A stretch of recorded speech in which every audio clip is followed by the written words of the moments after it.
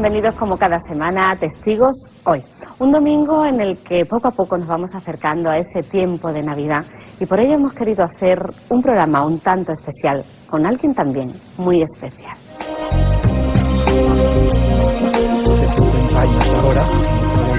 Celebramos con el padre Ángel García 50 años de entrega a los más necesitados.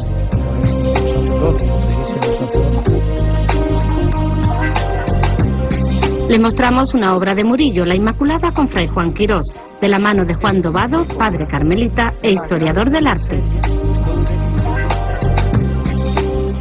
A medida que va transcurriendo el Adviento, el tiempo de preparación para la Navidad, en la liturgia se nos van ofreciendo ejemplos tanto del Antiguo como del Nuevo Testamento. Isaías, por ejemplo, es el profeta que alienta a su pueblo orientándole a confiar solo en Dios. El padre Ángel García se nos presenta en la siguiente entrevista como un testigo fehaciente de lo que significa el amor y la ternura aplicados a los más débiles, niños y ancianos. Con su obra, Mensajeros de la Paz, nos devuelve la sonrisa que precisamos para continuar firmes en el camino de la fe cristiana. Hoy en nuestro programa contamos con alguien a quien estimamos mucho y no es la primera vez que está con nosotros. Se trata del padre Ángel García, que entre muchas cosas es fundador de Mensajeros de la Paz. Bienvenido a nuestro programa. Muchas gracias. Padre Ángel, usted es sacerdote diocesano y asturiano de nacimiento. Un orfanato en Oviedo fue lo que le marcó su destino para siempre. Sí, comienzo en Oviedo hace 50 años ahora, con lo cual he hecho las bodas de oro sacerdotales y estoy gozoso y feliz de haber sido sacerdote y de seguir siendo sacerdote, y comienzo en Oviedo en un orfanato de niños, que eran aquellos años en que los niños pues era más un número que nombre ni nada, con un mandilón azul, con el pelo pelado al cero, en donde casi no se les conocía, y aquello me daba una cierta nostalgia, lástima pensar que la dignidad de los niños en aquellos momentos, no solamente en este hospicio de Oviedo, sino en la mayor parte de los hospicios de España y del mundo, dejaba mucho que desear. Hoy, gracias a Dios, eso ha cambiado, ¿no? A raíz de ahí comienzan los hogares para los niños en Mensajeros de la Paz. Sí, queríamos quitar estaban institucionalizados esos grandes internados de 200, de 500 niños, en donde además los niños estaban en un lugar y las niñas en otro lugar. Entonces fue cuando comenzamos a intentar, con el que fue cardenal Tarancón, el que era arzobispo de Oviedo, don Vicente, a que los niños pudieran vivir en hogares y que fueran los hermanos y las hermanas juntos, 7 o 8 niños en cada hogar. Fueron los momentos en los que a veces pues nos criticaban esa actuación porque parecía que era algo muy raro, pero ahí nos defendió, yo siempre lo digo, en esta iglesia de Dios en la que hay tantas cosas. Yo he tenido la suerte de tener unos obispos que me han defendido en momentos en que a veces no hacía todas las cosas bien, como fue Tarancón y como después fue don Gavino durante 30 años. Pero fueron unos momentos preciosos en los que teníamos 24 años y no teníamos miedo a nadie, ni a los políticos, ni a los otros que no eran políticos, ¿no? Pero los niños no son su única dedicación, se vuelca a usted y le toca el corazón cuando ve a alguna persona que no está bien atendida, como son los mayores. Sí, después de muchos años comenzamos con los niños, después con los jóvenes, con los niños que tenían el SIDA, que fueron de los primeros hogares que teníamos con SIDA, donde nos criticaban, donde no nos dejaban instalar los hogares creyendo que eso era contagioso, el SIDA, solo por mirarles, no por besarles. Y después hemos ido viendo cómo también esa soledad o ese abandono que tenían los niños lo suelen tener las personas mayores que necesitan del cariño, necesitan de la familia. Y entonces fuimos creando pues los hogares y las residencias. Hoy tenemos más de 160 residencias de personas mayores. Hace muy pocos días abríamos la última residencia en Madrid, de 100 y pico ancianos, abuelos y abuelas. Y siempre al abrir una residencia, al estar en contacto con las residencias, a uno se le engrandece el corazón, porque mira, los niños es verdad que una caricia, un beso lo agradecen, pero un abuelo, una persona mayor, cuando alguien viene y les besa o nos besa o le acaricias, uno dice, hace tanto tiempo que nadie me besa. Y esta es la característica de esta sociedad nuestra, en la que más o menos estamos bien, tenemos que comer, tenemos dónde dormir, pero a veces no tenemos el cariño, y a veces nos falta el cariño de una manera especial de los hijos, de los sobrinos, de los nietos. También se ha preocupado por los sacerdotes mayores, a quien ha dedicado su tiempo y su espacio. Sí, a los sacerdotes mayores jubilados con muchos años, y a los que han dejado de ser sacerdotes o son sacerdotes o religiosas y a veces han quedado también abandonados.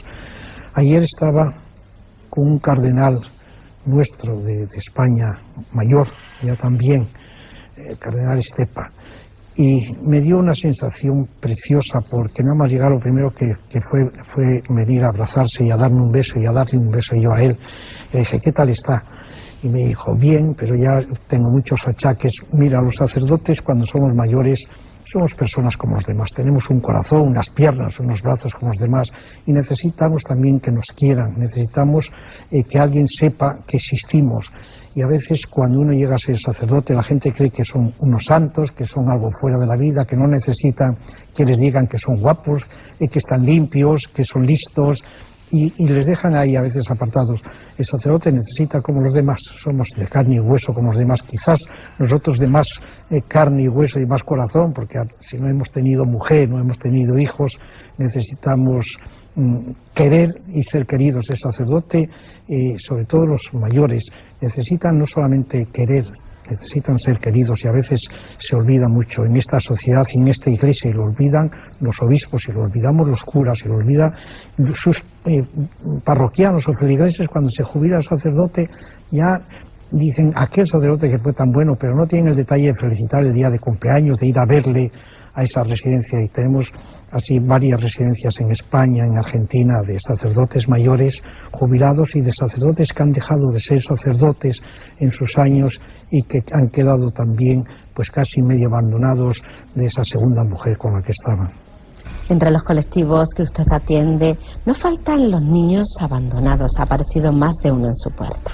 Sí, nosotros seguimos encontrando niños abandonados. Mira, cuando me preguntan a través de estos 50 años qué es lo que más me ha impresionado, es decir, es cierto que he estado en países de la guerra, en terremotos, en tsunamis, pero al nacer nuestra asociación allá en Asturias, lo que más me impresionó y me quedó grabado para siempre fue un pequeñín de 7 años que le fui a recoger al autobús en donde venía de La Coruña, y yendo con él hacia la casa que teníamos le pregunté a este tinín qué es lo que más te ha gustado, más de lo que has visto, y me dijo que al llegar me hubiera dado un beso. Y eso me puso los pelos de punta, y dije yo, pero ¿y nadie te dio un beso? Y dice, no. Pensar que un niño a los 7 años, su primera impresión es que alguien le dé un beso, es decir, esta es en la sociedad en la que vivimos, y en la sociedad en la que la gente de verdad lo que más necesita es querer y dejarse querer, y esto lo decimos en Mensajeros de la Paz muchas veces. Estamos convencidos, más de uno, que tenemos a un ángel de carne y hueso y un talismán para muchos.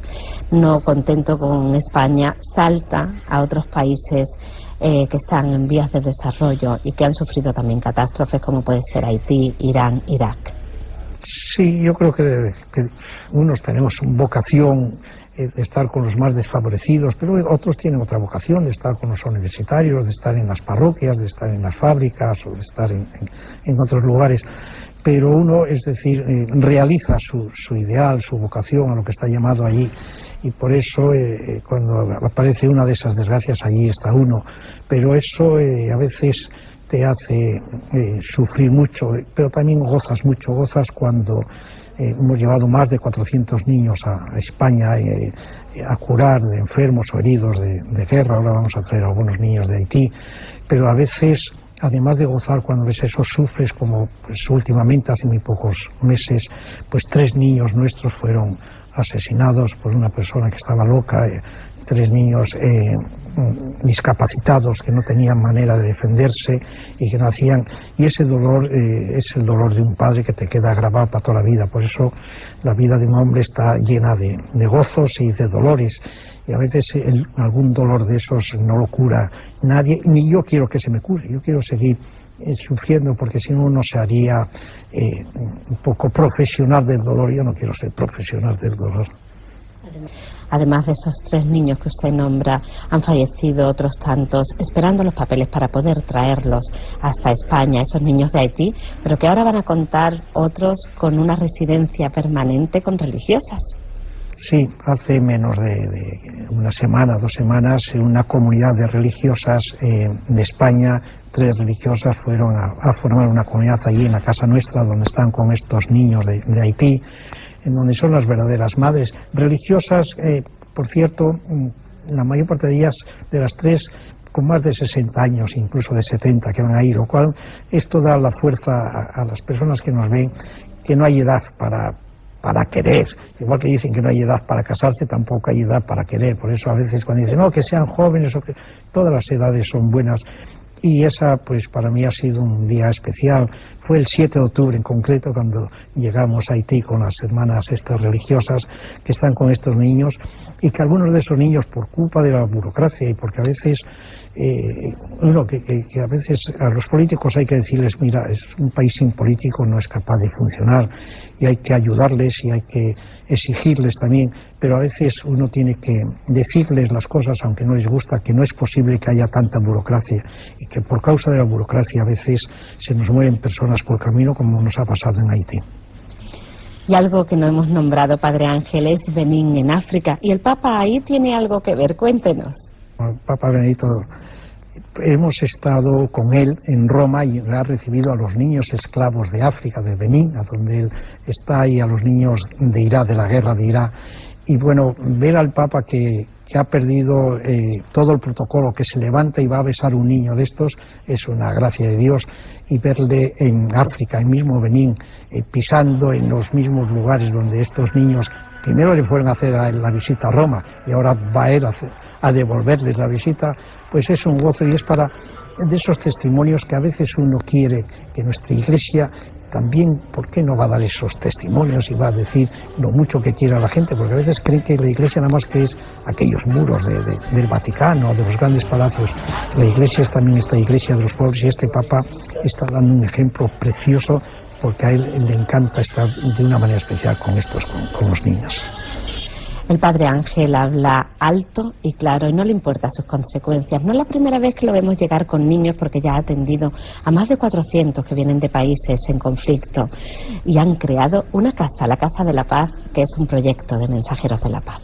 Es una casa para los niños heridos, los niños enfermos de países desfavorecidos, de países donde la medicina todavía está muy mal, de donde no se les puede curar, en donde tenemos niños que, yo no digo que se les haga los milagros, pero son milagros, porque nuestra sanidad de España es una sanidad extraordinaria, que nos ha abierto las puertas en todas las comunidades. Y cuando traemos un niño, como hemos traído pues últimamente un niño de El Salvador, de Josué, que en el cerebro le había saltado todo el cerebro, le llevamos al doctor Cavados, por ejemplo, y le reconstruyó la cabeza con unas costillas que le sacó de allí mismo. Ahora hace un mes sigue todavía y le ha puesto la oreja sacando algo. Es decir, estos son los verdaderos milagros de este mundo donde vivimos. Por eso cuando alguien dice que los hombres somos hechos a imagen y semejanza de Dios, es que es verdad, es decir, y que no es ningún pecado el hacer estos milagros y el ser hecho a imagen y semejanza de Dios, es decir, que hagan milagros, que sean semidioses sin pasarse, o que se pasen para hacer el bien, no pasa nada. Es decir, aunque a veces se critica tanto también esas experiencias. Lo vemos a ustedes como un banderín para muchísima gente, pero es el momento de agradecer, y hay mucha gente detrás, tantos santos, tanta gente que altruistamente dedica su tiempo. Y ahí están, pues mira, en estos momentos, y a veces vamos a casas sacerdotales en donde grabamos, donde estamos, a veces estamos con obispos, con religiosos que tienen como una queja, hacen igual que los políticos, no hacen nada más que quejarse, cuando lo que tenían que tener es una gran esperanza, porque vivimos en un momento tal de que hay pocas vocaciones. No es cierto que haya pocas vocaciones, hay pocas vocaciones quizás de algo que son los sacerdotes, las religiosas antiguos, de las comunidades, pero empieza a haber además muchas vocaciones en otros países fuera de España, pero lo que sí hay son muchos cooperantes, muchos chicos jóvenes universitarios, muchos jubilados que después de que se jubilan quieren ir y estar 3 o 6 meses en Haití, en El Salvador, en África, en Benín, en lugares de estos. Por eso no es cierto, es decir, este mundo es un mundo mejor que el que hemos conocido hace 40 años, 50, que hace 10 años, porque lo estamos haciendo entre todos, y lo hace no solo la Iglesia, con sacerdotes, con religiosas, a los que algunos estamos tan agradecidos de pertenecer a esta Iglesia sin menospreciar a otras iglesias, pero lo hacen también y se está haciendo mucho con cooperantes, con hombres y mujeres, con universitarios, con personas que sus vacaciones se las pagan y van a estos países, con lo cual es para estar gozoso, de verdad, ¿no? Padre Ángel, mucho reconocimiento, muchos premios, muchos títulos, pero el mayor premio para el Padre Ángel, ¿cuál es? El mayor premio, que no es ninguna novedad, si tú le preguntas a una madre, a un padre, ¿y qué es lo mejor que te ha pasado? Te dice, pues cuando nace su hijo, cuando llega a casa y el hijo le está en la puerta esperando. El mejor premio es el beso de un niño. Hoy, antes de venir aquí hacia Sevilla, a las 7 de la mañana me fui a la cama donde estaba este pequeño Josué a darle un beso y decirle te quiero mucho, y él entre sueño te dice yo también te quiero mucho. Ese es el mejor premio, pero no es ninguna novedad. Todos los hombres y mujeres sabemos que el mejor premio es el oír de alguien que te quiere, o poder decirle a alguien que le quieres con locura. Y yo quiero a mi gente, y mi gente son todos, no son unos y otros, los quiero con locura, pero además me dejo querer por ellos también. Padre Ángel, usted que toca tan de cerca el sufrimiento, ¿cuál es el antídoto para seguir sonriendo? Hace 50 años me lo preguntó alguien también, Tarancón, cuando me dijo, bueno, y cuando tú te mueras, ¿qué va a pasar? Me salió el padre y dije, pero será cuando usted se muera, no pasa nada. Y me preguntó lo mismo, la misma pregunta, y yo le contesté y lo sigo diciendo.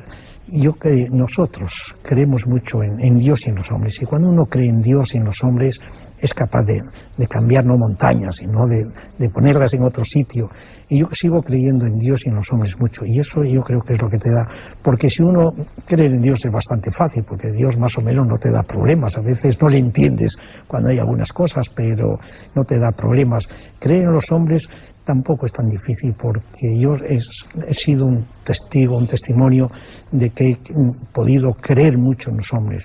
Y cuando digo creer en los hombres es creer en los políticos, es creer en los obispos, es creer en el que está al lado de ti, porque si no creyeras en ellos no tendría esa sonrisa que tú dices. Sigo creyendo en ellos, en los unos y en los otros. No me puedo creer, Padre Ángel, que nada le duela. Debe de llevar dentro mucho dolor. Hay gente que a veces te incomoda, te critica, no te entiende, a veces hasta te calumnia o dice cosas, pero esa gente son que están enfermos, porque si estuviera bien, ¿por qué me va a calumniar a mí o me va a ofender si yo no le pego a nadie? ¿O por qué se va a poner a discutir conmigo? Es decir, si yo hago una opinión sobre si estos pueden ser sacerdotes, o si las mujeres, o si los hombres, o si debemos convivir todos, y a alguien no le parece bien esa idea, bueno, que no le parezca bien, pero que te critique, no, yo, es decir, tengo más gozo que dolor. Dolor es cuando se me van los niños, dolor es en Haití al principio, cuando un pequeñín de 5 años le recogí debajo de los escombros todavía con el cuerpo caliente y se me murió en los brazos.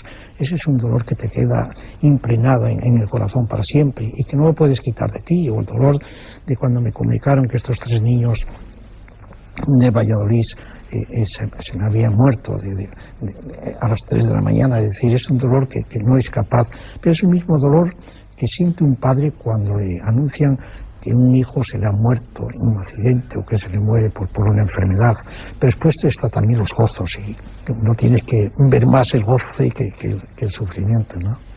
Padre Ángel, con eso nos quedamos, con su sonrisa, con su esperanza permanente.